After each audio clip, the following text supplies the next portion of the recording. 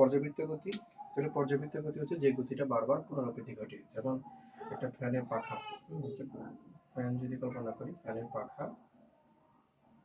পাখা সে একটা বিন্দুতে যাত্রা শুরু করে, সে বারবার ওই বিন্দুটা মানে ওই গতিটাকে সে পুনরাবৃত্তি ঘটায়। বারবার যদি পুনরাবৃত্তি ঘটায় সেটাকে আমরা বলি পর্যাবৃত্ত গতি। তারপর সহজ স্পন্দন গতি। সহজ স্পন্দন গতি হচ্ছে, সহজ স্পন্দন গতিটা কি? সহজ স্পন্দন গতি যে একটা দোলনার গতি, একটা দোলনা সে কি করবে, বারবার দোল খাবে এবং সে একটা নির্দিষ্ট বিন্দুকে বারবার অতিক্রম করবে এবং তাদের প্রান্ত বিন্দুতে, এই যে এই প্রান্ত বিন্দুতে তাদের বেগ হয় বা দ্রুতি হয় শূন্য, দ্রুতি শূন্য হবে এবং সে একটা নির্দিষ্ট বিন্দুকে সে বারবার অতিক্রম করবে, দোল খাবে। এটাকে আমরা বলবো সহজ স্পন্দন গতি। সহজ স্পন্দন গতি এক ধরনের পর্যাবৃত্ত গতি। তারপরে স্কেলার রাশি এবং ভেক্টর রাশি। তাহলে স্কেলার রাশি এবং ভেক্টর রাশি কি? রাশি কি? রাশি কি জিনিস? রাশি হচ্ছে, রাশি বস্তু জগতে যা কিছু পরিমাপ করা যায়, যা কিছু পরিমাপ করা যায়, যা কিছু পরিমাপ করা যায় তাকে রাশি বলে। তাহলে যা কিছু পরিমাপ করা যায় তাকে বলা হয় রাশি। তাহলে রাশি দুই প্রকার, একটা হচ্ছে একটা স্কেলার রাশি, একটা হচ্ছে ভেক্টর রাশি। তাহলে স্কেলার রাশি কি জিনিস? স্কেলার রাশি হচ্ছে, তাহলে স্কেলার রাশি, এই রাশির মান আছে, একটা নির্দিষ্ট মান থাকবে কিন্তু কোনো দিক থাকবে না, দিক নেই। মান আছে কিন্তু দিক নেই, সেটাকে আমরা বলি স্কেলার রাশি। ভেক্টর রাশি কি? তাহলে ভেক্টর রাশির ক্ষেত্রে উল্টো, মান আছে, মানও থাকবে এবং দিকও থাকবে, মানও থাকবে এবং দিকও থাকবে, সেটাকে আমরা বলবো ভেক্টর রাশি। তাহলে স্কেলার রাশি চেনার উপায় কি? স্কেলার রাশি চেনার উপায় হচ্ছে আমরা দেখতে পাবো যে তার দিক নেই, দিক থাকবে না। যদি তাদের দিক না থাকে তখন সেটাকে আমরা বলবো স্কেলার রাশি, কিন্তু মান আছে, একটা নির্দিষ্ট মান থাকবে। যেমন আমরা দূরত্ব হিসাব করবো, একটু পরে বুঝবো, কিছু উদাহরণ দিব যে স্কেলার রাশি কোনটা। যেমন তাপমাত্রা, আমরা যখন বলি যে আজকের দিনের তাপমাত্রা কত, তো তাপমাত্রা বলার জন্য আমাকে দিক উল্লেখ করতে হয় না। হ্যাঁ, আজকের দিনের তাপমাত্রা এত, তো সেক্ষেত্রে তাপমাত্রাটা হচ্ছে স্কেলার রাশি। আমি এবার যে সময় উল্লেখ করবো, সময়ে এখন কয়টা বাজে, এটা বলার জন্য আমাকে দিক উল্লেখ করতে হয় না। সময় বলার জন্য শুধুমাত্র একটা মান বললে হয়, 9:30 10:30 মান বললে হয়, কিন্তু কোনো দিকের প্রয়োজন হয় না, তখন সেটাকে বলে আমরা স্কেলার রাশি।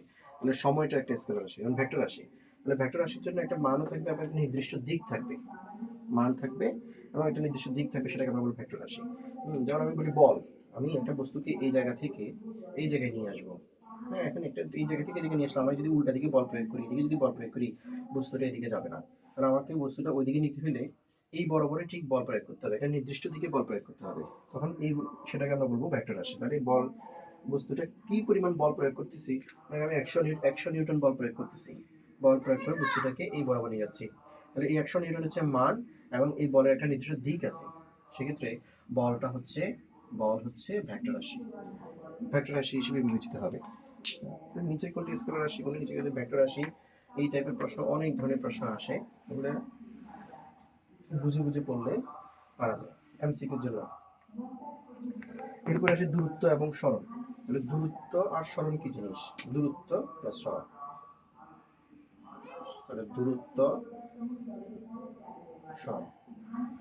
মনে করো তুমি তোমার বাসা থেকে, এখানে তোমার বাসা, এখানে একটা মার্কেট আছে, এখানে বাসা, এটা হচ্ছে বাসা, হ্যাঁ, এটা হচ্ছে মার্কেট। এখন তোমাকে মার্কেটে যেতে হবে বাসা থেকে। মার্কেটে যাওয়ার জন্য এদিকে পথ আছে, এদিক থেকে এদিকে পথ আছে, পথের দিক থেকে এদিকে পথ আছে মার্কেটে যাওয়ার জন্য। এখন এই বরাবর কোনো পথ নাই, এদিকে কোনো যাওয়ার রাস্তা নাই, তাহলে তোমাকে ঘুরে ফিরে এই পথ দিয়ে ঘুরে ফিরে কোথায় যেতে হবে? মার্কেটে যেতে হবে। তো ধরে নিলাম এই রাস্তার পথ হচ্ছে 1 কিলোমিটার, এটা 1 কিলোমিটার, এটা 1 কিলোমিটার, তাহলে 3 কিলোমিটার অতিক্রম করে তোমাকে বাসা থেকে মার্কেটে যেতে হবে। আরেকটা কি করলাম, এখানে সরণের ক্ষেত্রে দিলাম এটা তোমার বাসা, এটা তোমার বাসা, এটা হচ্ছে মার্কেট, বাসা, মার্কেট। এখন এই বাসা এবং মার্কেটের সরাসরি যাওয়ার জন্য একটা রাস্তা আছে, একটা সোজা যাওয়ার জন্য একটা রাস্তা, সেটা হচ্ছে 1 কিলোমিটার। এখন এই যে আমি ঘুরে ফিরে যাচ্ছি বারবার দিক, একবার এদিকে যাচ্ছি, একবার ওইদিকে যাচ্ছি, একবার এদিকে যাচ্ছি, তাহলে এদিকে নির্দিষ্ট কোনো দিক নাই। এই যে এটাকে অতিক্রম করতেছি, বাসা থেকে মার্কেটে যাচ্ছি, এখানে কোনো নির্দিষ্ট দিক নেই, তাহলে এই যে ঘুরে ফিরে যে দূরত্বটা অতিক্রম করতেছি, যে পথটা অতিক্রম করতেছি, সেটা হচ্ছে দূরত্ব। এটা হচ্ছে দূরত্ব। তাহলে দূরত্বের ক্ষেত্রে নির্দিষ্ট কোনো দিক থাকে না। দূরত্বের ক্ষেত্রে দিক অনেকগুলো দিক থাকতে পারে, নির্দিষ্ট কোনো দিক থাকবে না। যাত্রার স্থান থেকে গন্তব্য স্থানের অনেক যাওয়ার জন্য অনেকগুলো দিক পরিবর্তন করতে হবে। এটা হচ্ছে আমাদের দূরত্ব। আর তাহলে আমরা বলতেছি আমাদের যদি নির্দিষ্ট কোনো দিক না থাকে, একটা মান আছে, যেমন আমার যাত্রাস্থান থেকে গন্তব্যস্থানে যাওয়ার জন্য 3 কিলোমিটার পথ অতিক্রম করতে হবে, তাহলে এটা একটা মান, 3 কিলোমিটারটা হচ্ছে একটা মান, কিন্তু তার নির্দিষ্ট কোনো দিক নাই।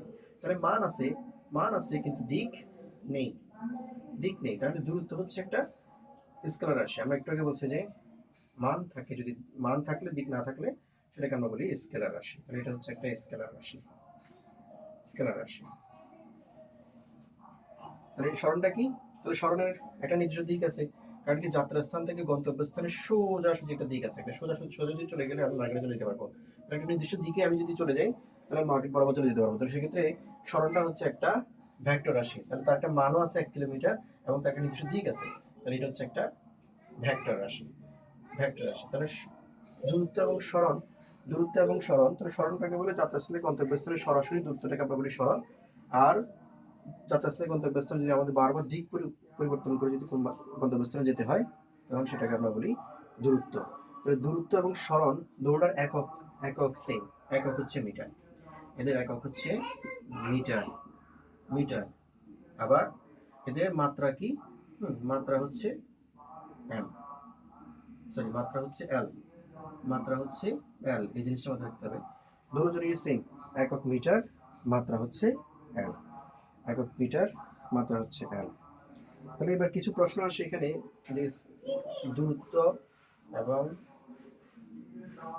স্মরণ দিয়ে, হ্যাঁ, দূরত্ব এবং স্মরণ দিয়ে কিছু এমসিকিউ প্রশ্ন আসে, যেমন স্মরণ দিয়ে কিছু প্রশ্ন আসে। স্মরণ দিয়ে তোমাকে বলবে যে একজন ব্যক্তি একটা বৃত্তাকার পথে যে বৃত্তের ব্যাসার্ধ দেওয়া আছে 2 মিটার, এখন তোমাকে যদি বলে এই বৃত্তের একজন লোক এই বৃত্তে একবার ঘুরে আসছে, সে একবার ঘুরে আসলে তার স্মরণ কত? হ্যাঁ, একবার ঘুরে আসলে বৃত্তটি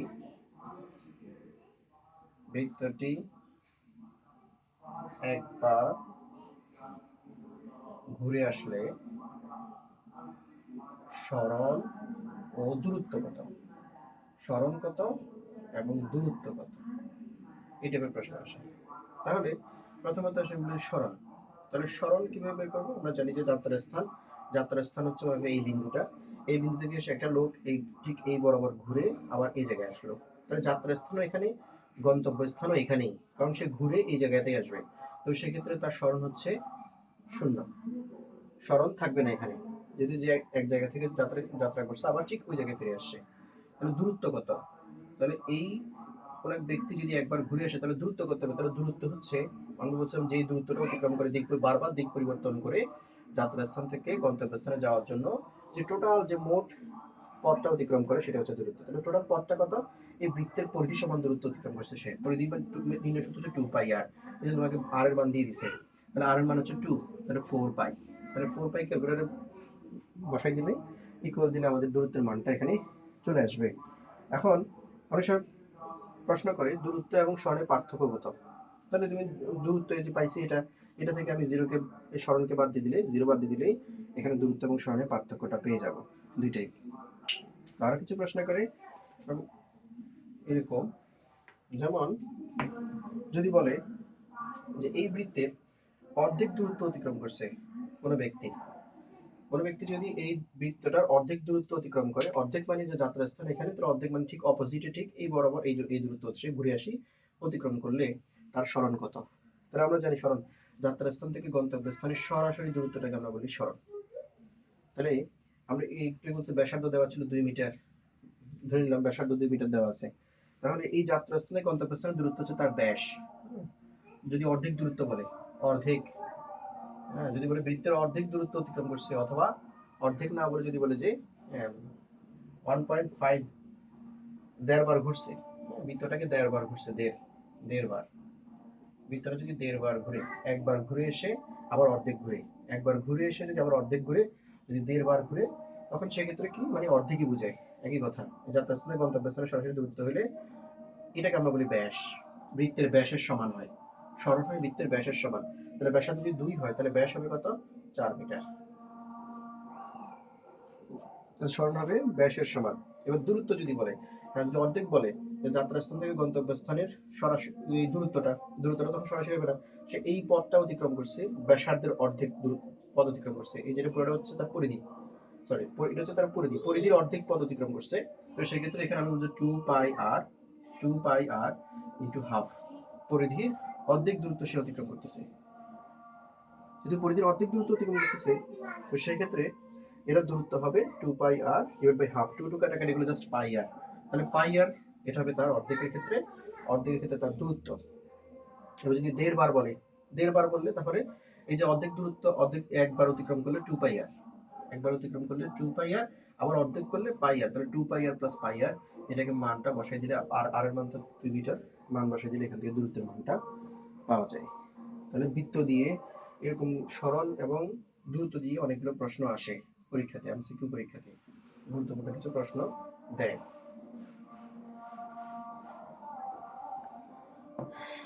এরপর আসে দ্রুতি ও বেগ। দ্রুতি, এটা হচ্ছে বেগ। তাহলে দ্রুতি কি? সময়ের সাথে বস্তুর দূরত্বের পরিবর্তনের হারকে দ্রুতি বলে। তাহলে দূরত্বের পরিবর্তনের হার, এটা হচ্ছে দূরত্বের পরিবর্তন, দূরত্ব ডিভাইডেড বাই সময়। তাহলে দ্রুতি সংখ্যা কি? সময়ের সাথে দূরত্বের পরিবর্তনের হারকে দ্রুতি বলে। আর বেগ সময়ের সাথে সরণের পরিবর্তনের হারকে বেগ বলে। সময়ের সাথে সরণ, তাহলে এই সূত্রের মধ্যে দূরত্ব এবং সরণ দুইটাকে এস দ্বারা প্রকাশ করা হয়। দূরত্ব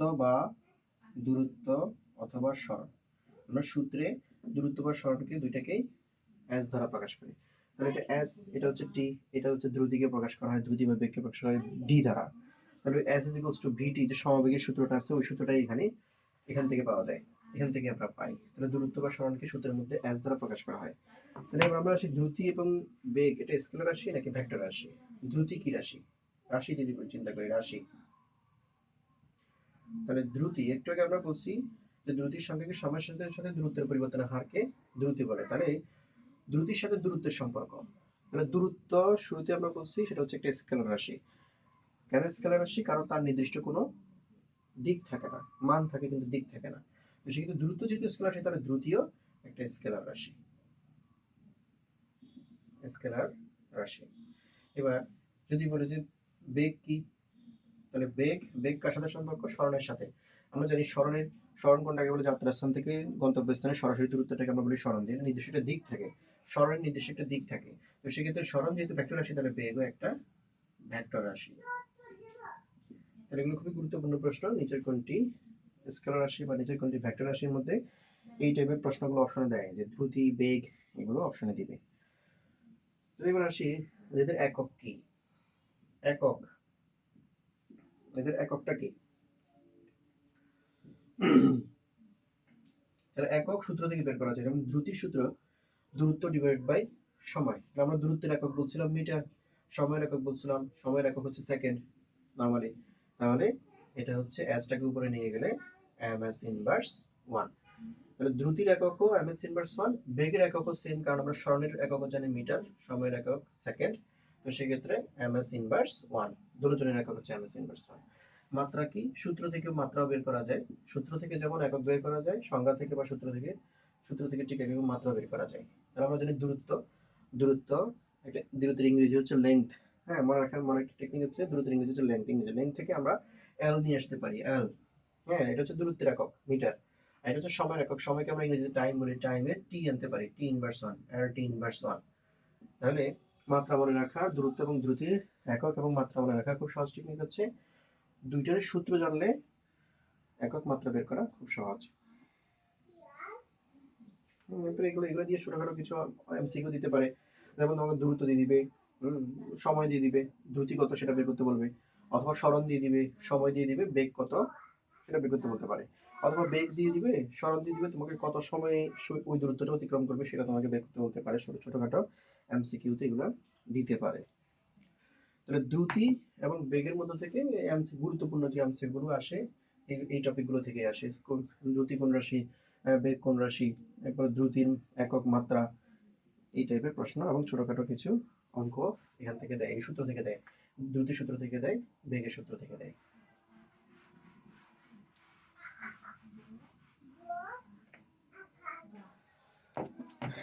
এরপর আসি ত্বরণ। ত্বরণ, তাহলে ত্বরণ কি? ত্বরণ প্রথমত বলি, ত্বরণের সংজ্ঞা কি? সময়ের সাথে বেগের পরিবর্তনের হারকে, বেগের পরিবর্তন,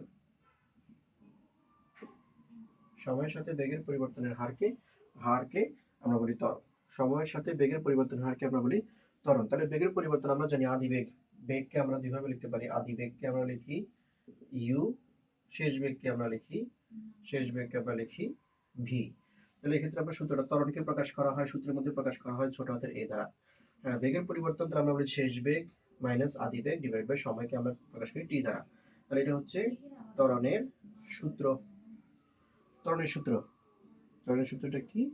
a is equals to v minus u, শেষ বেগ মাইনাস আদি বেগ ডিভাইডেড বাই টি। এখন প্রথম আসি যে ত্বরণ স্কেলার রাশি নাকি ভেক্টর রাশি, এটাও এমসিকিউতে অপশন আকারে দিতে পারে। রাশি বিবেচনা করলে ত্বরণ কোত্থেকে আসতেছে? বেগ থেকে। যে সময়ের সাথে ত্বরণ সম্পর্ক হচ্ছে বেগের সাথে। তাহলে বেগ আমরা একটু আগে বলছিলাম যে বেগ কি? বেগ হচ্ছে যে এর আগে আমরা বেগ আর দ্রুতির মধ্যে যখন পড়ছিলাম, বেগ হচ্ছে একটা ভেক্টর রাশি। তাহলে যেহেতু বেগটা ভেক্টর রাশি, তাহলে বেগের সাথে কার সম্পর্ক? ত্বরণের সম্পর্ক। তাহলে ত্বরণও একটা ভেক্টর রাশি, তাহলে ত্বরণেরও একটা নির্দিষ্ট মান থাকবে এবং একটা নির্দিষ্ট দিক থাকবে, মান এবং দিক দুইটাই থাকবে, সেজন্য এটা হচ্ছে একটা ভেক্টর রাশি। স্কেলার রাশি নাকি ভেক্টর রাশি, এটা প্রশ্ন আসে। এবার হচ্ছে একক। এককটা যদি আমি বের করতে যাই যে একক কি, একক হচ্ছে সূত্র থেকে বের করা, যেমন বেগের একক একটু আগে আমরা বের করছি ms ইনভার্স 1, তাহলে উপরে বেগ ডিভাইডেড বাই সময়। হ্যাঁ, সময়কে আমরা সময়ের একককে আমরা বলি সেকেন্ড, সময় একককে আমরা বলি সেকেন্ড দ্বারা প্রকাশ করি। আর বেগের একক হচ্ছে ms ইনভার্স 1। তাহলে এখানে s ইনভার্স আগে থেকে একটু 1 আছে, s টাকে যদি আবার উপরে নিয়ে যায় তাহলে ms ইনভার্স 2 হয়। তাহলে ত্বরণের একক হচ্ছে ms ইনভার্স 2। এখন এখান থেকে মাত্রা কি? মাত্রা থার্ড ব্র্যাকেট দিয়ে লিখতে হয়।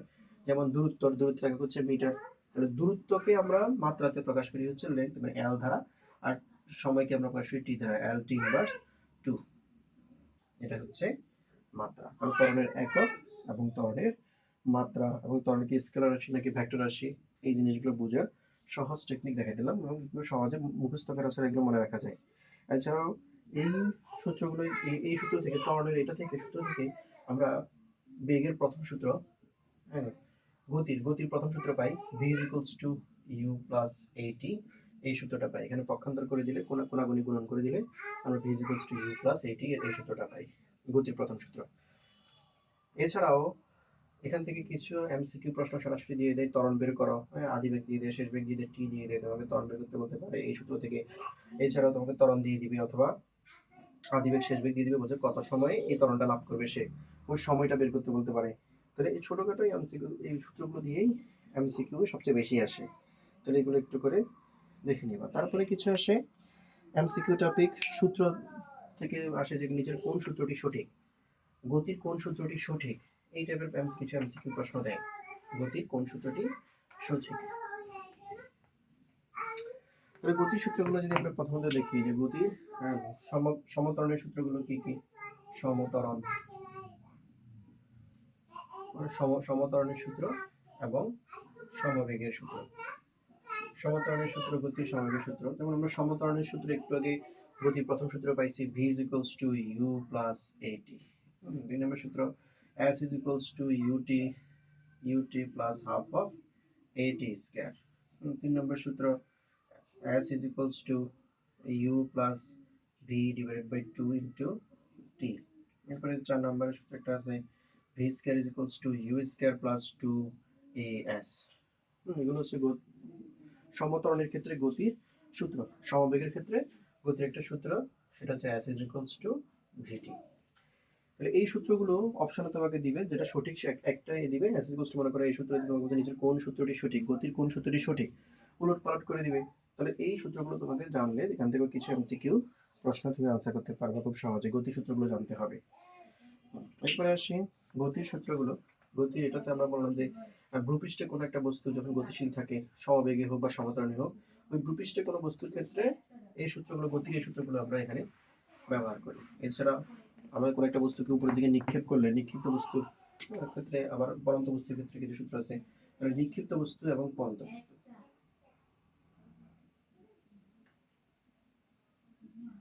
নিক্ষিপ্ত বস্তু বা পরন্ত বস্তু, গতি সূত্রগুলো চেঞ্জ হয়। নিক্ষিপ্ত বস্তু বা পরন্ত বস্তু সবসময় সমত্বরণের সূত্রকে সমর্থন করে চলে, মানে সমত্বরণে যায়। সমবেগের কোনো কন্ডিশন এখানে আসবে না। নিক্ষিপ্ত বস্তুর ক্ষেত্রে আসবে না, পরন্ত বস্তুর ক্ষেত্রেও সমবেগের কন্ডিশনটা আসবে না। নিক্ষিপ্ত পরন্ত বস্তুর ক্ষেত্রে সবসময় সমত্বরণের কন্ডিশন মেনে চলে। তাহলে সমত্বরণের সূত্রগুলো আমরা একটু আগে পাইছিলাম, সেটা হচ্ছে কি যে v is equals to u plus নিক্ষিপ্ত বস্তুর ক্ষেত্রে সূত্রগুলো, নিক্ষিপ্ত বস্তুর ক্ষেত্রে ত্বরণ সাধারণত ত্বরণ হয় না, সেটা মন্দন হয়। কারণ কোনো একটা বস্তুকে যখন আমরা উপর দিকে নিক্ষেপ করি, একটা নির্দিষ্ট বেগে নিক্ষেপ করে উপর দিকে, বস্তুটা আস্তে আস্তে তার বেগ কমে যায়, মানে গতি কমে যায়। বেগ যেহেতু কমে যায়, তো সেক্ষেত্রে মন্দন হয়। আদি বেগ বেশি থাকে, শেষ বেগ আস্তে আস্তে জিরো হয়ে যায়। তো যে ক্ষেত্রে বেগ যখন কমে তখন আমরা জানি এখানে মন্দন হয়। তাহলে নিক্ষিপ্ত বস্তুর ক্ষেত্রে সবসময় সূত্রগুলো মাইনাস হয়, v is equals to u minus gt। এখানে a আসবে না। কেন আসবে না? কারণ নিক্ষিপ্ত বস্তুর ক্ষেত্রে যখন আমরা ভূপৃষ্ঠ থেকে উপরে উঠবো তখন ত্বরণটা g হিসেবে কাজ করবে, তখন আর a থাকবে না। যখন ভূপৃষ্ঠে কোনো কিছু আমরা বের করতে যাই তখন সেক্ষেত্রে আমরা a ইউজ করি, কিন্তু যখন কোনো কিছুকে আমরা উপর দিকে নিক্ষেপ করবো তখন আমাদের ত্বরণটা চলে আসবে g। ভূপৃষ্ঠ থেকে উপরে কোনো হিসেব করতে হলেই তখন চলে আসবে g। তাহলে v is equals to u minus gt। Minus আসার কারণ হচ্ছে নিক্ষিপ্ত বস্তু সেখানে মন্দন হবে, ত্বরণের জায়গায় মন্দন হবে। আমরা দূরত্ব, আমরা যদি s is equals to ut plus half of এটি স্কয়ার সূত্র যদি আমরা কনভার্ট করতে যাই, তখন এখানে যে s এর পরিবর্তে এখানে উচ্চতা আসবে। তো সেক্ষেত্রে এখানে h is equals to ut minus half of gt square. তাহলে এখানে প্লাস ছিল, মন্দনের কারণে এটা মাইনাস হচ্ছে। h is equals to ut, s এর জায়গায় h আসতেছে, উচ্চতা আসতেছে, h is equals to ut minus half of gt square. হ্যাঁ, এটা এই সূত্র থেকে সর্বোচ্চ উচ্চতার উচ্চতা নির্ণয়ের কিছু প্রশ্ন আসে, যে সর্বোচ্চ উচ্চতা কত। সর্বোচ্চ উচ্চতার এই সূত্র থেকে কিছু শর্টকাট আছে। হ্যাঁ, আমাদের অনেকগুলো মান দিয়ে দেয়, যা আদিবেগ দিয়ে দেয়, আমাদের সময় দিয়ে দেয়। আদিবেগ সময় দেওয়া থাকলে আমরা শর্টকাট দিয়ে এইচ ম্যাক্স, কোন একটা বস্তুকে উপর দিকে নিক্ষেপ করলাম, সর্বোচ্চ উচ্চতায় ওঠার সময় কত বা সর্বোচ্চ উচ্চতার মান কত, এইচ ম্যাক্স বের করা যায় এখান থেকে খুব সহজে। তারপরে এই শর্টকাটগুলো আমি দেখাবো একটু পরে। আগে এখানে দেখাই যে 3 নম্বর সূত্রটা কি। 3 নম্বর সূত্রটা হচ্ছে v square is equals to u square minus 2gh। v square is equals to u square minus 2gh। তাহলে এই সূত্র থেকে আমরা সর্বোচ্চ উচ্চতার এবং একটা বস্তু যখন উপরের দিকে নিক্ষেপ করি, সে ভূপৃষ্ঠে কতক্ষণ স্টে করবে, মানে ভূপৃষ্ঠে কতক্ষণ থাকবে। নিচে থেকে উপরের দিকে নিক্ষেপ করলাম একটা বস্তুকে, উপরে উঠতে কত সময় লাগবে এবং নিচে নামতে কত সময় লাগবে। তো উপরে উঠতে কত সময় লাগবে এটা প্রশ্ন করে। আবার বলে যে উপরে উঠে আবার নিচে নামতে মোট বিচরণকাল, এই বিচরণকালের মান বের করতে বলে। এই সূত্রগুলো দিয়ে শর্টকাটে সূত্রগুলো আমি দিয়ে দেবো। এগুলো হচ্ছে সিকিউর জন্য সূত্রগুলো তোমাকে এভাবে লিখতে হবে সিকিউতে। এবং সিকিউতে যদি আসে তাহলে এগুলো কিছু শর্টকাট আছে, যেমন সর্বোচ্চ উচ্চতায় ওঠার সময়, সর্বোচ্চ উঠতে কত সময় লাগবে, অথবা বিচরণকালের মান কত, এই সময় এগুলো বের করা যায়। এই সূত্রতে শর্টকাটে বের করা যায়, খুব দ্রুত বের করা যায়, আমাকে পুরো সূত্রটা অ্যাপ্লাই করতে হবে না। তো পরন্ত বস্তুর ক্ষেত্রে সূত্রগুলো এই সূত্রগুলোই হবে, শুধুমাত্র তখন মন্দন হবে না, তখন ত্বরণ হবে। নিচের দিকে যখন নামবে তখন এটার ক্ষেত্রে সূত্রটা মাইনাসের জায়গায় প্লাস হবে। v is equals to u plus gt 2 নম্বর সূত্র। h is equals to ut plus half of gt square 3 নম্বর সূত্র। এটা হচ্ছে v square is equals to u square plus 2gh লিখিত বস্তু ও পরন্ত বস্তু। এগুলো সরাসরি সূত্র দিয়ে কিছু এমসিকিউ প্রশ্ন আসে, যে নিজের কোন সূত্রটি সঠিক, এমসিকিউর জন্য প্রশ্ন আসবে। এবার আসি যে সর্বোচ্চ উচ্চতায় ওঠার সময়, সর্বোচ্চ উচ্চতায় ওঠার সময়টা কিভাবে প্রশ্ন আসতে পারে, প্রশ্ন দিতে পারে। শর্টকাটে এমসিকিউর জন্য কিভাবে আসতে পারে, শর্টকাটটা আমি দেখিয়ে দিচ্ছি আমাদেরকে। যেমন দেখো, তোমাকে প্রথমত যদি বলে যে সর্বোচ্চ উচ্চতায় ওঠার সময়, তাহলে সর্বোচ্চ উচ্চতায় ওঠার সময় আমরা এই সূত্রটাকে বের করতে পারি। সর্বোচ্চ কোনো একটা বস্তুকে যখন আমি উপরের দিকে নিক্ষেপ করি, সর্বোচ্চ উচ্চতায় তার শেষ বেগ হয় 0। কারণ কি, বস্তু একটা উপরের দিকে উঠতে উঠতে উঠতে সে স্থির হয়, স্থির হয়ে আবার নিচের দিকে নামতে শুরু করে। তাহলে স্থির হয় তার মানে কি, এবং কোনো একটা বস্তুকে সর্বোচ্চ উচ্চতায় যখন নিক্ষেপ করবো, সর্বোচ্চ উচ্চতা ওঠার পরে সে তার বেগ হবে শূন্য। তাহলে তার বেগ যদি শূন্য হয়, তাহলে আমি সূত্রটাকে এখানে লিখি, v square equals to u square minus 2gh। এবারে সর্বোচ্চ উচ্চতা বের করবো, সেটা এইচ ম্যাক্স দিলাম আমি, এইচ ম্যাক্স। তাহলে আমি এইচ ম্যাক্স এর মান শর্টকাট সূত্রটা এখান থেকে বের করতেছি। যেহেতু শেষ বেগ 0, তাহলে আমি এখানে 0 স্কয়ার দিলাম, আদি বেগ থাকবে u square minus 2g h max, h max. এখন এটাকে আমি এই পাশে নিয়ে আসলে, ডান পাশে নিয়ে আসলে, বাম পাশে নিয়ে আসলে 2g h max is equals to u square. এখান থেকে আমি এইচ ম্যাক্স সমান সমান পাবো এইচ ম্যাক্স 2g কে ওই পাশে নিয়ে গেলে you square divided by 2g। এটা হচ্ছে শর্টকাট টেকনিক। শর্টকাটের এই সূত্রটা জাস্ট মাথায় রাখবা, যে সর্বোচ্চ উচ্চতায় কোনো একটা বস্তুকে যদি নিক্ষেপ করি, সর্বোচ্চ উচ্চতায় উঠতে সর্বোচ্চ উচ্চতার মানটা কত, কোনো একটা বস্তুকে নিক্ষেপ করলে সেটা আমার জাস্ট আদিবেগ এবং আদিবেগ জানলেই হয়। জি এর মান তো মুখস্থ 9.8, শুধুমাত্র আদিবেগ জানলে হয় এবং বস্তুটা কত বেগে নিক্ষেপ করতেছি সেই মানটা যদি আমি জানি, তাহলে এখানে আমি সর্বোচ্চ উচ্চতার মানটা এই শর্টকাট সূত্র দিয়ে সহজেই বের করে ফেলতে পারবো। তাহলে এমসিকিউতে এটা খুব বেশি আসে, এমসিকিউতে এই সূত্র দিয়ে খুব বেশি আসে এমসিকিউ। এরপরে আসি যে এই 1 নম্বর সূত্র দিয়ে আমি একটা বস্তু নিক্ষেপ করলে সর্বোচ্চ উচ্চতায় উঠতে সময় এবং নিচে নামতে সময় কতটুকু, সর্বোচ্চ উচ্চতায় উঠতে যে সময় লাগে নিচে নামতে একই সময় লাগে। তাহলে কোন একটা বস্তু প্রশ্ন আসতে পারে, আমি একটা বস্তুকে নিক্ষেপ করলাম, যে সে কতক্ষণ পর্যন্ত শূন্যে থাকবে। শূন্য থাকবে মানে কি, যে আমি নিক্ষেপ করছি সে সর্বোচ্চ উচ্চতায় উঠবে এবং নিচে নামবে, নিচে নামা পর্যন্ত যে সে শূন্য থাকবে, শূন্য মানে বাতাসে থাকবে। তাহলে বাতাসে কতক্ষণ থাকবে, তার বিচরণকালের সমান সে বাতাসে থাকবে। তাহলে আমি আগে জাস্ট সর্বোচ্চ উচ্চতায় উঠতে কত সময় লাগে যদি সেটা বের করতে চাই, তাহলে এই সূত্র দিয়ে বের করতে পারবো। সেটা হচ্ছে v is equals to u minus g t. আমরা জানি কোনো একটা বস্তুকে যদি নিক্ষেপ করি সর্বোচ্চ উচ্চতায় তার বেগ শূন্য হয়, তাহলে শেষ বেগ তার শূন্য। হ্যাঁ, তো এইখানে ইউ মাইনাস জিটি বসালে, জিটিটাকে আমি যদি এর পাশে নিয়ে আসি, তাহলে g t is equals to u. তাহলে টি ইজ ইকুয়ালস টু আমি পাবো, টি ইজ ইকুয়ালস টু পাবো u by g, u by g. এই যে শর্টকাট টেকনিক, যা সর্বোচ্চ উচ্চতায় ওঠার সময় কোনো একটা বস্তুকে আমি যদি নিক্ষেপ করি, কয়েকটা বস্তুকে উপরের দিকে নিক্ষেপ করলে সর্বোচ্চ উচ্চতায় ওঠার তার সময়টা কত, t is equals to u by g. এখন সর্বোচ্চ উচ্চতায় উঠতে যে সময় লাগে নিচে নামতেও একই সময় লাগে, মানে ইউ বাই জি সময় লাগে। এটাকে আমরা বিচরণ কাল বলি টি। তাহলে টি ইজ ইকুয়ালস টু, এটাকে আমি টি ওয়ান দিলে, তাহলে উপরে উঠতে মনে করো টি ওয়ান সময় লাগে, নিচে নামতে টি টু সময় লাগে। তাহলে টি ওয়ান এর মানও ইউ বাই জি, আবার টি টু এর মানও ইউ বাই জি। তাহলে যোগ করলে এখান থেকে তুমি পাবা টু ইউ বাই জি। তাহলে বিচরণ কাল হচ্ছে যে টু ইউ বাই জি, বিচরণ কাল। তাহলে আমরা খুব সহজেই কোনো একটা বস্তুর বিচরণ কাল বের করতে পারি, সর্বোচ্চ উচ্চতায় উঠতে কত সময় লাগে এবং নিচে নামতে মোট কত সময় লাগে, অথবা কোনো একটা বস্তু শূন্যে বা বাতাসে কতক্ষণ থাকবে আমি নিক্ষেপ করলে, কোনো একটা বস্তুকে নিক্ষেপ করলে সে কতক্ষণ বাতাসে থাকবে সেই মানটা আমরা t is equals to u by g দিয়ে বের করে ফেলতে পারি। আজকে এতটুকু থাকুক, সবাই ভালো থাকবে।